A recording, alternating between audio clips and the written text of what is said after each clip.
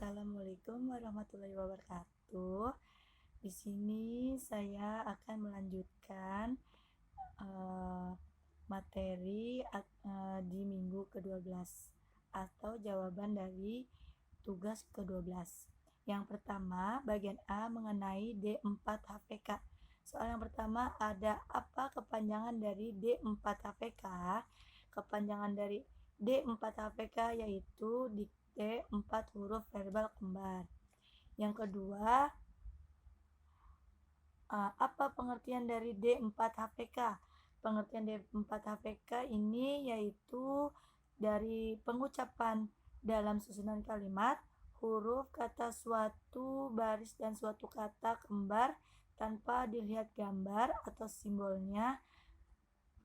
Pada tahap ini adalah penekanan pada bunyi susunan huruf pada suatu kata yang bersuku kata atau kembar.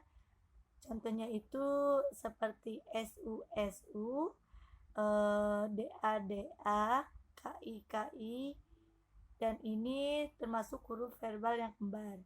Soal yang ketiga, apa syarat sebelum mengenalkan D4 HPK?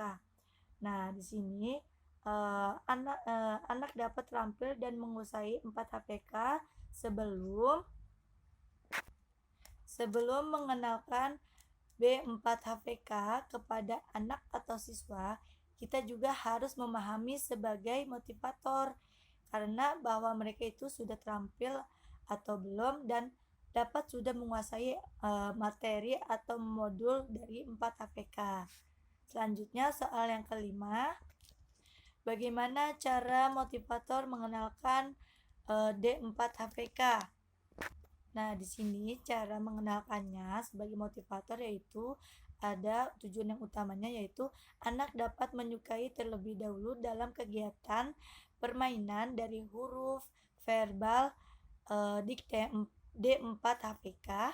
Lanjut, anak dapat terampil untuk menyebutkan susunan huruf dari suatu kata dan bersuku kata yang kembar. Yang keenam,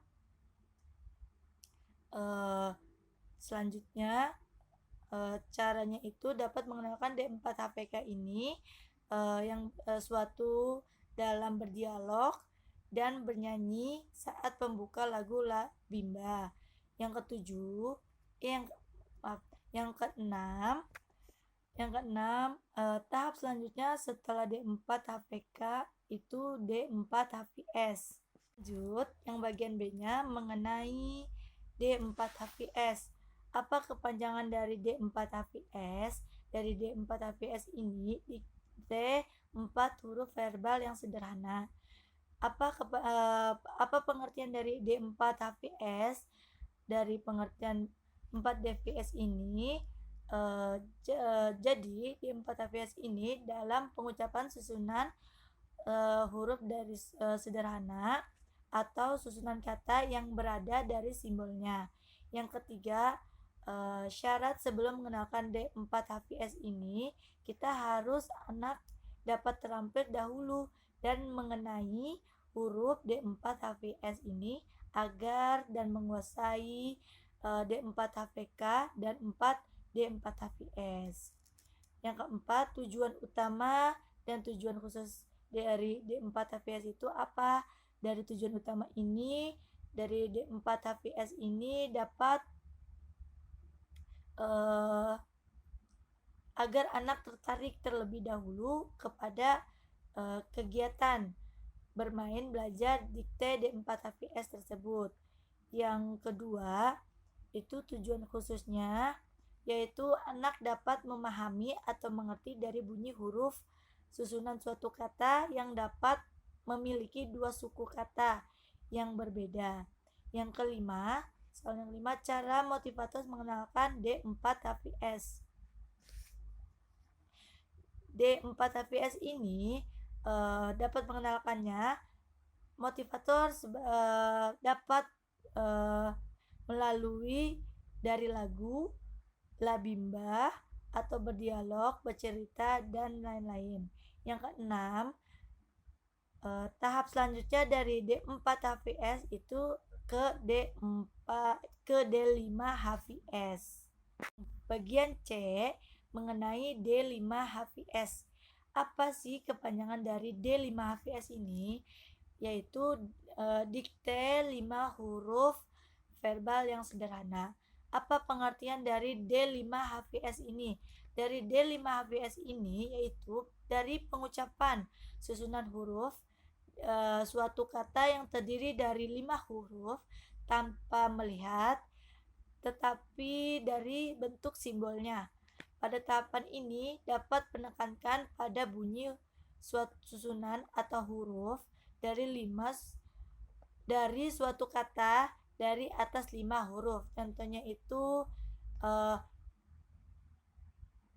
MOTOR, terus MOBIL, dan ini termasuknya verbal yang sederhana.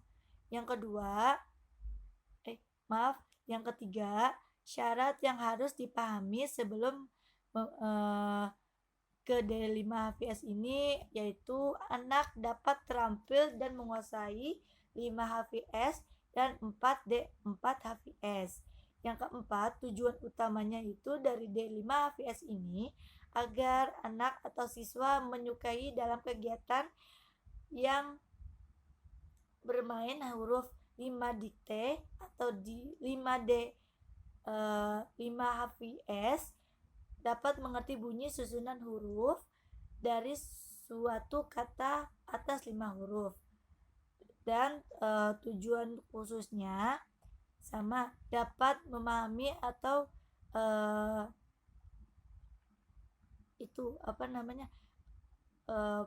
dari bisa menyebutkan dari 5 huruf, berdialog, bernyanyi, dan sebagainya.